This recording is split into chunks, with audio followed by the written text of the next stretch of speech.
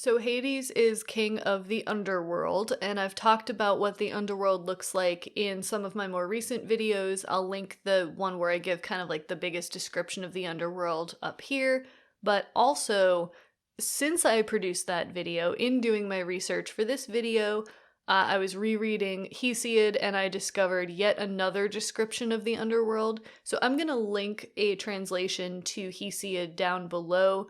The Theogony, it's like 1,000 lines. It's not that long to read. And it is packed with all the stuff that I'm talking about today and just like all sorts of juicy mythology. So it's definitely worth the read. So again, I'll link that down below. To summarize what the Underworld is like for ancient Greece and ancient Rome, which basically adopts the same underworld system, the Underworld is located under the earth, right? You can get there like through certain caves. There are several bodies of water, most of which serve as like a boundary that you have to cross in order to enter the world of the dead.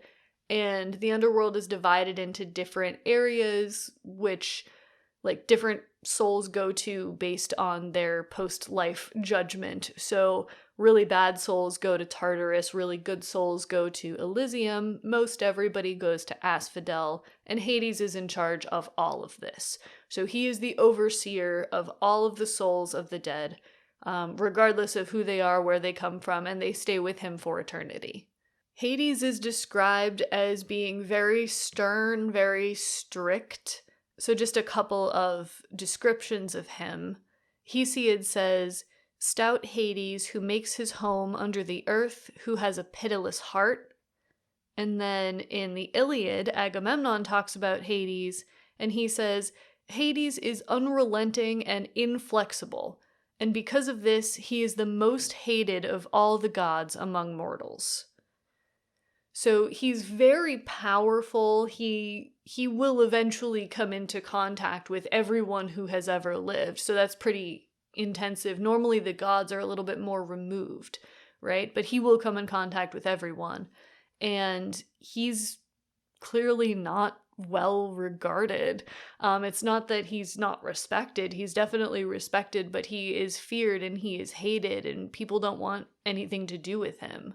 And the idea is that he's hated so much because once you go into his realm, he's not going to let you leave. And there's all of this reference to him trying to keep people in the underworld, keep souls, like, obviously no longer living in the underworld.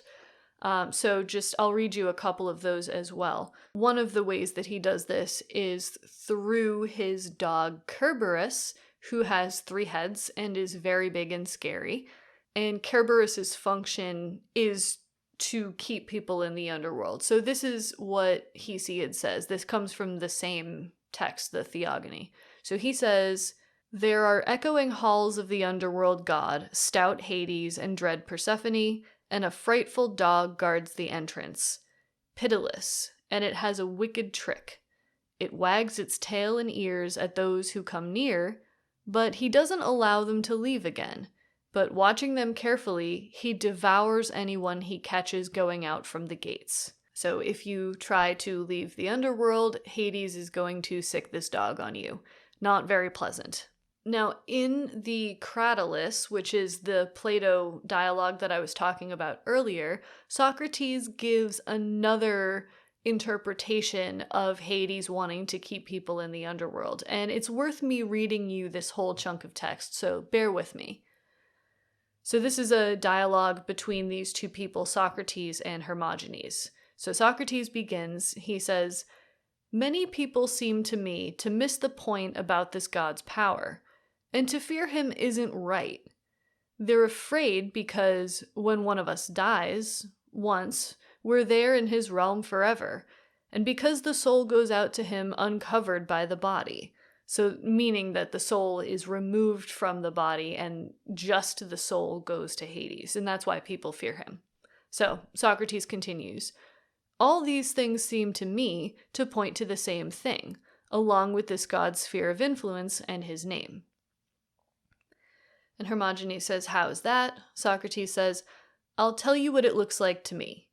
Tell me this. as a bond on some living thing that keeps him somewhere, which is the stronger, force or desire? And Hermogenes says, by far the stronger, Socrates, is desire. Socrates says, don't you think then that many people would flee from Hades if he didn't bind them with the strongest bond when they go there? Hermogenes says, clearly. Socrates says, by some desire, it would seem then, he binds them, if in fact he binds them with the strongest bond, not by force. Hermogenes says that's apparent. See, they always have to agree with Socrates, because Socrates is always right. Okay, so then Socrates says, surely there are many desires. Yes. Then he binds them with the strongest desire of all, if he intends to hold them with the greatest bond. Yes. Is there any desire greater than the thought that by being with someone, one is made a better man? By Zeus, not at all. Then, Hermogenes, let's say that because of this, no one is willing to leave from the place, not even the sirens, but that they and all others have been charmed. So beautiful, it seems, are the words that Hades is appointed to speak. And from this argument, the god is a perfect craftsman in his words, and a great benefactor of those around him, who also sends up so many good things here to us, so many resources there are for him there, and from this he has the name Pluton.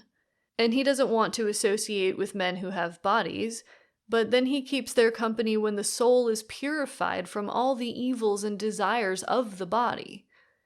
Doesn't he seem to you to be a philosopher, and to understand that he could hold them in bonds of desire for virtue, but that while they have the passion and madness of the body, not even Cronus his father would be able to hold them near himself, even with his famous chains?